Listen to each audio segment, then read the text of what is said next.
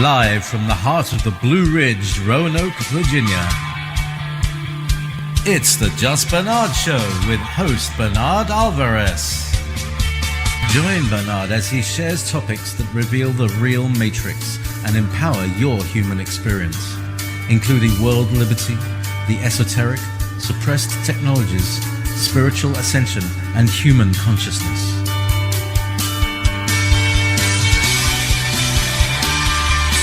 Humanity has awakened, and our time has come to realize our full potential.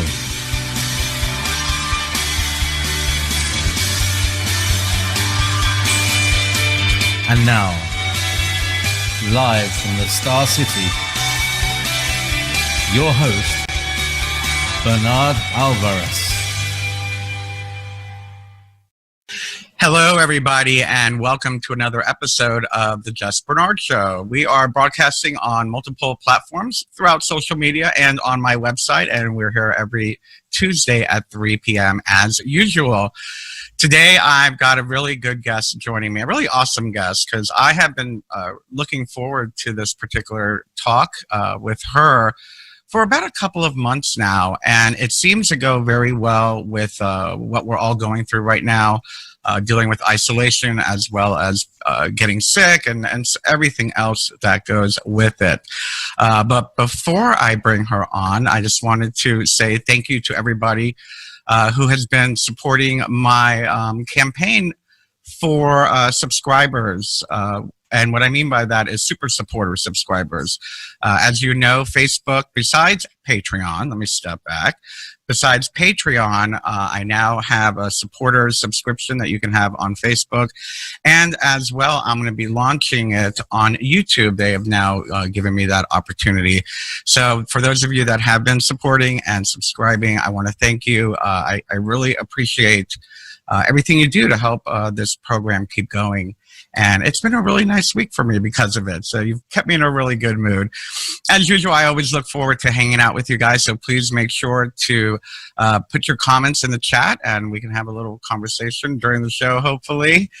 And let's look forward to a really nice holiday season. I've gotten really excited this year for some reason. This morning, I was obsessing over, and yes, I do obsess over decorating for the holidays sometimes. And I'm getting a new Christmas tree this year. I decided it's been long enough, so I bought an artificial one that's going to be much larger than my last one. I went from 5 feet to 7 feet. So I'm figuring out where am I going to put it, what decorations am I going to put on it, and it just, your mind starts going about, okay, well, I have to do this, I have to do that. But I get excited for it, and I hope you do too. We need it this year. We need to see all those nice bright lights everywhere and some form of celebration, whether we're alone or not. And also, I wanted to bring this up today because, I wanted to bring it up during the show today. This morning, I was awoken with a message, a really powerful message.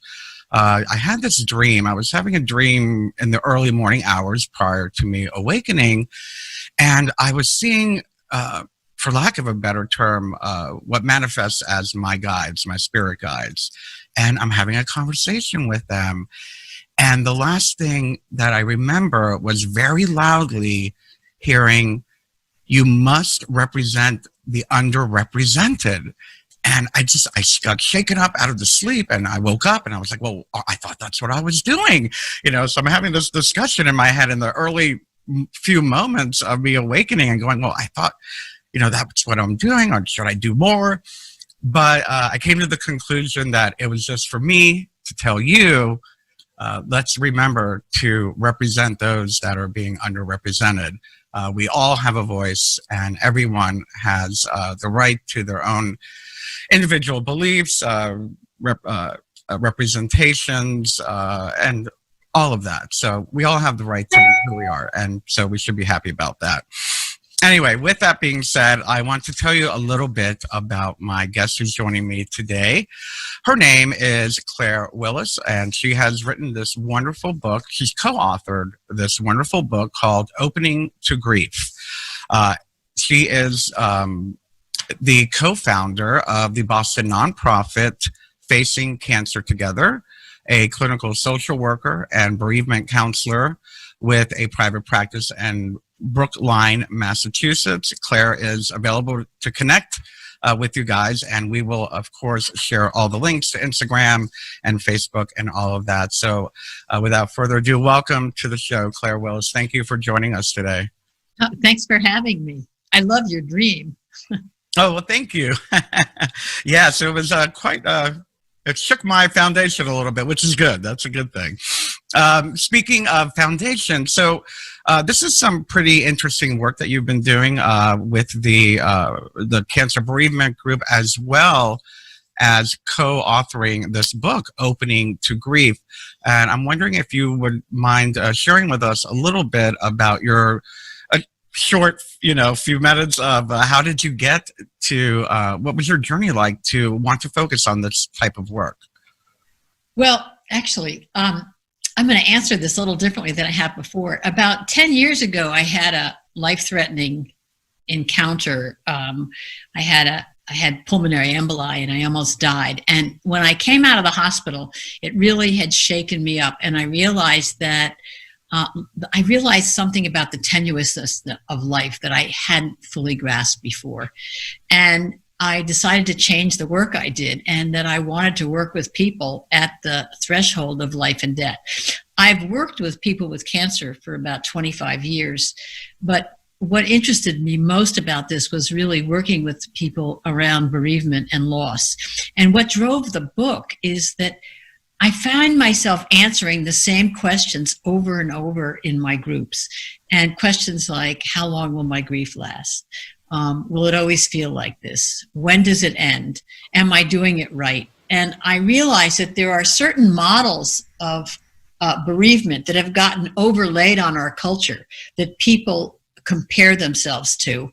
And part of what I wanted was for the message of the book to be, however you're grieving is the right way for you to grieve. And there's as many different faces of grief as there are people who are grieving. And not to have people think about grief as something to get over, because grief is an expression of our loving. And so to temper or dampen down grief is to dampen down our loving. And so I'm hoping that that's a message that people get out of the book, and that they're able to, as a result of the book, to find resources for holding grief and letting grief work inside them and change them in the ways that it invariably will.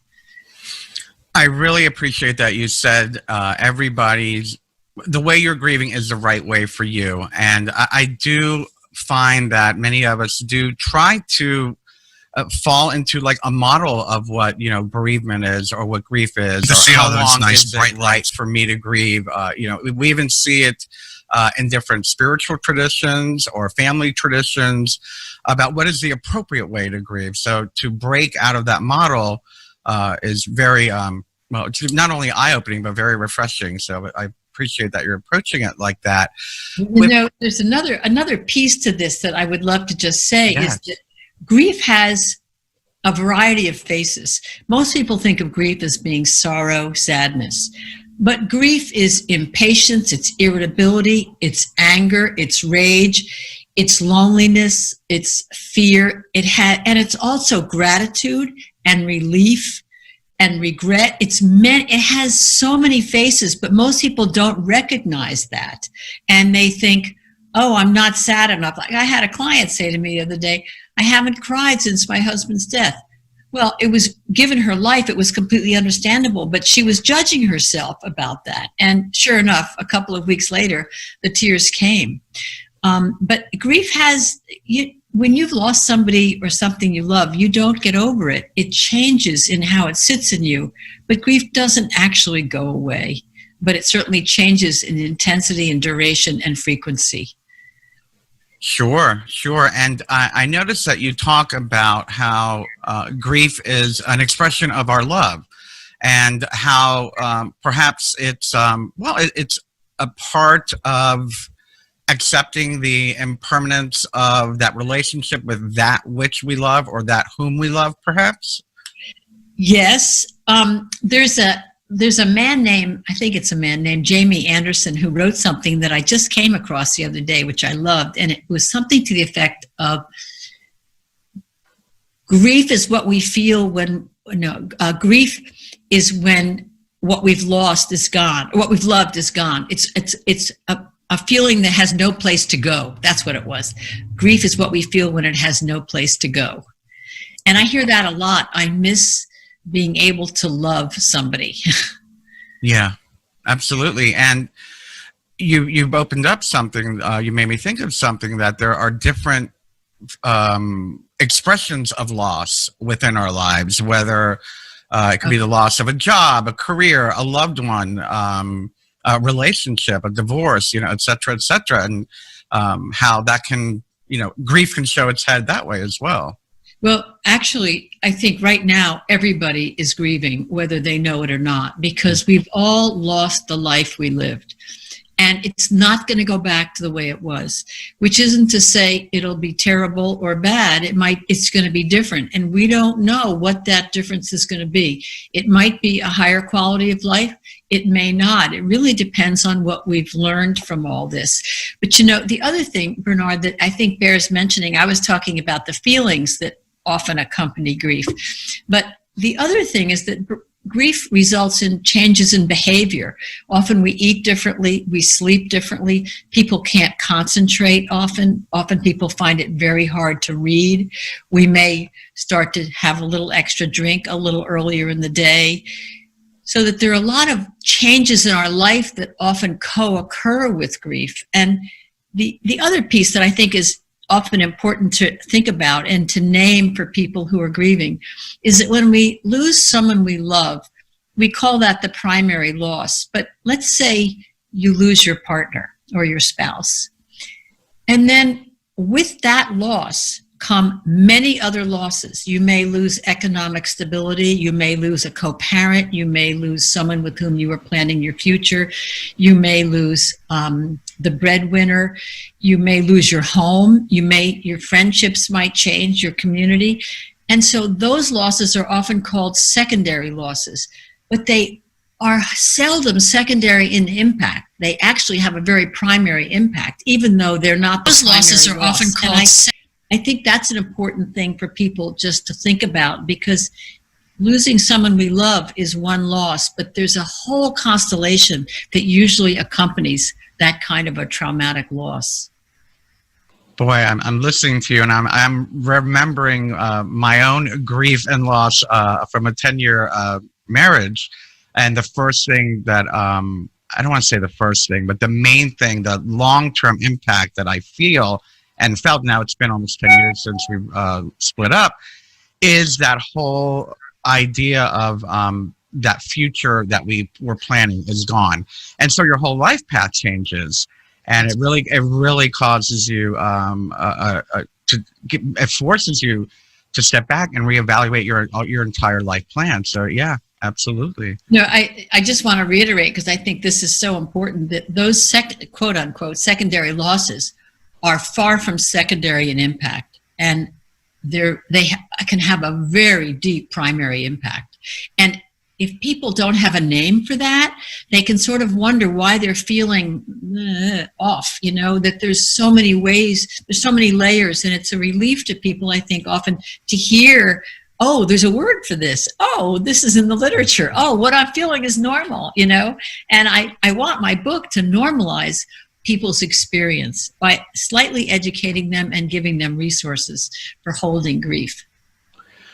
So we've touched on different types of grief, and I think my question to you now would be, you mentioned how the idea of this time that we're living through has really changed the way that we see our day-to-day life and how things may never be the same.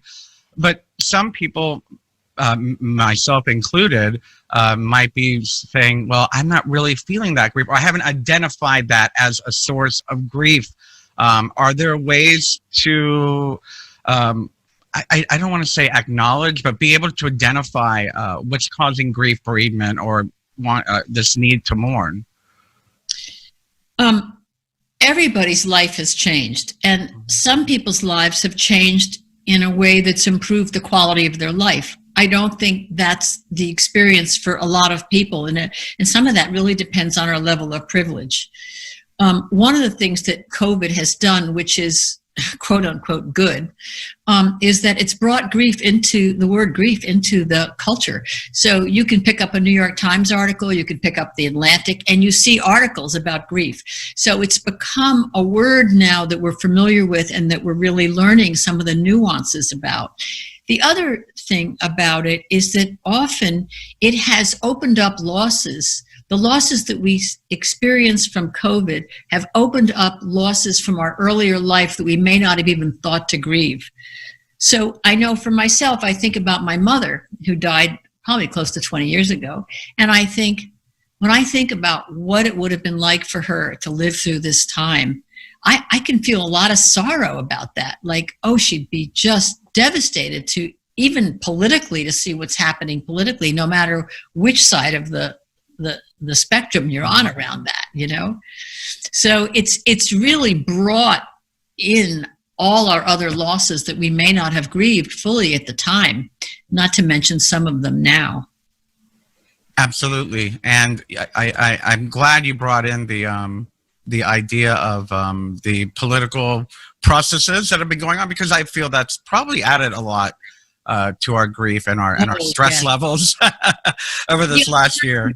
We have to learn to live with a level of uncertainty that we have never had happen in such a massive macro way.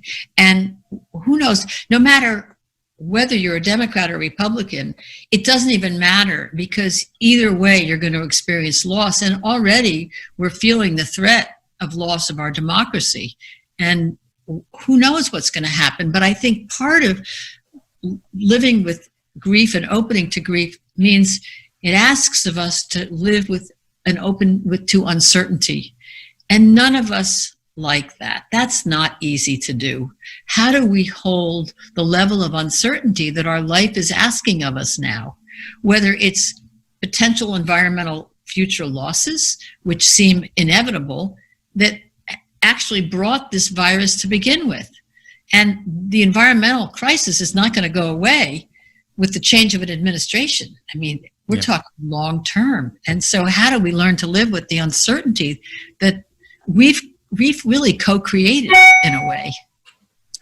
So I can't help but notice the little Buddha that you have on your bookcase. I had that exact same one, the little Siddhartha statue up there on the top.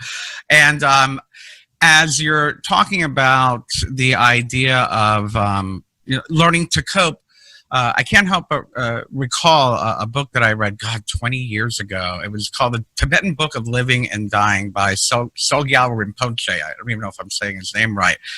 But he had a wonderful section in there on the state of impermanence and how everything is impermanent. And if we can, I don't want to say learn to go with the flow. Yes, we have to stand up and fight for each other, et cetera, and love each other.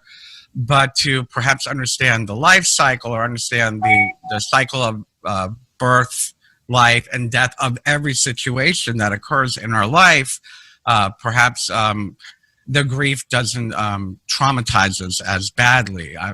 Does that ring any bells or bring any thoughts to your mind? Well, it reminds me of what one of my teachers said to me, and that was, when you wake up, think about death. When you have lunch, think about death. And when you have dinner. Why? Now, not to be morbid, but to make sure that what you're doing in the morning is what you want to be doing.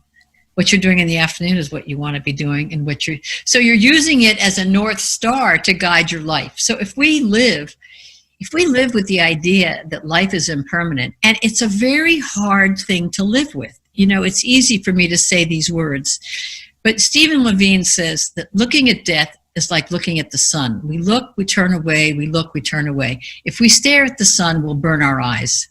And so our capacity to temper our life with the fact that it's impermanent is something it's a practice, really. It's not something we can sustain. But when we practice it, our life has a lot more meaning, because we may start to live as if today is the last day.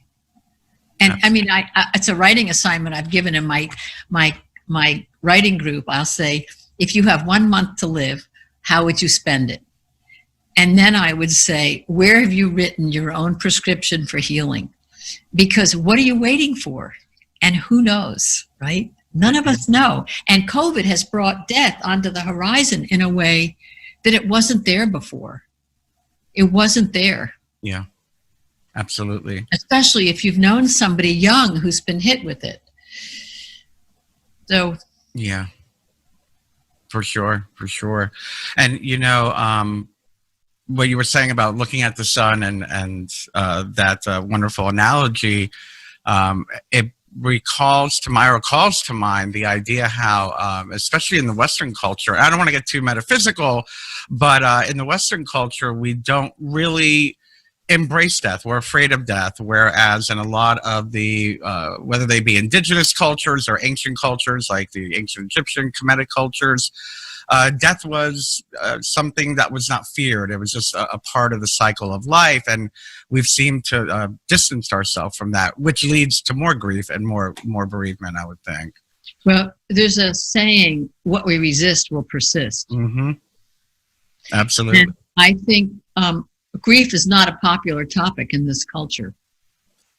It's true. Everyone. We're about happiness. Yes. Yeah. But I always say, and this wonderful author named Kahlil Gibran, that you may remember, wrote The Prophet, a beautiful book. And he basically wrote in there that our capacity for joy is linked to our capacity to grief. You know, if our emotional range is like the middle of the piano, we're not going to be able to play the highs and the lows. But to the extent we can play the highs and the lows, we have a much fuller range of vitality and life force inside us. So dampening down grief is dampening down our love. It's dampening down joy. It's dampening down half of who we are. Here. Absolutely. So the point of my book is that each chapter is a resource for holding grief. It's an invitation to help people build resilience to be able to hold grief and not see it as this terrible thing. It's a part of, well, one of the main reasons why I was looking forward to having you on the show is one of my main messages is to allow ourselves to be human, to empower our human experience is basically my motto. And in denying our grief and in denying our sadness, we're denying our humanity, for that matter, in such a way that it comes out in other forms, which might be a little bit more self-destructive. No question about it. There's no question about it. You know, I don't want to name names, but when you look at some of our political rhetoric, you see how much rage and anger there is. And sometimes I say to myself, what happened to that person when they were little that they are so filled with anger? Because anger is a very common expression of grief. It's much easier to feel it because it gives us a false sense of agency. It gives a sense of being strong, as opposed to being vulnerable and tender and open-hearted and helpless. Sometimes we feel helpless with our grief too. And so in all of that, with your book, and I have a copy here I can show everybody if the green screen's letting me. A lot of times it disappears in the background. But in the book, what are some of the tools that people are, let's say, I think the biggest thing with grief is it comes at such a surprise. The lockdown, the loss of a loved one, the loss of a job. It's usually something we're not prepared for. So when we're not prepared for that, how can this help us to move through the grief? But, you know, that's an interesting what you're saying, Bernard, because even when you are prepared, it's still a shock. You can see someone dying with cancer and you know they're going to die. And the moment they die, it's a shock. So I would say death always brings shock and confusion and overwhelm. So the chapters in the book are, the first chapter in the book is called Starting with Kindness. And the reason we start with kindness is because, in part because of all these models of grief that have been overlaid on us that people are comparing themselves to. So the invitation is to be kind towards whatever comes to you in the form of your grief. The second chapter is, I'll just name a couple of the chapters, is on being grateful, which probably sounds a little bit strange, because how do you be grateful in the face of loss? But in fact, actually having a gratitude practice and finding things to be grateful for strengthens our resilience to hold the grief, which was why we put it at the beginning of the book, because our minds are negatively habituated. So, for instance, if you handed out an evaluation to all your readers today and you said, well, how was Claire's interview? And let's just, for the sake of conversation, say 100 people said she was great and one person said she was terrible. You should never have had her. Where do you think my attention would go? Yeah, right? Of course. Of course. Okay. So we all are hardwired to notice what's wrong, but when we can notice what's right alongside what's wrong in equal measure, we strengthen our capacity to hold our suffering and our grief. So a gratitude practice is a really important thing. And another chapter is called Restoring in Nature, which is really important. And I think people during COVID really felt that the natural world became a balm for these difficult times for many, many people.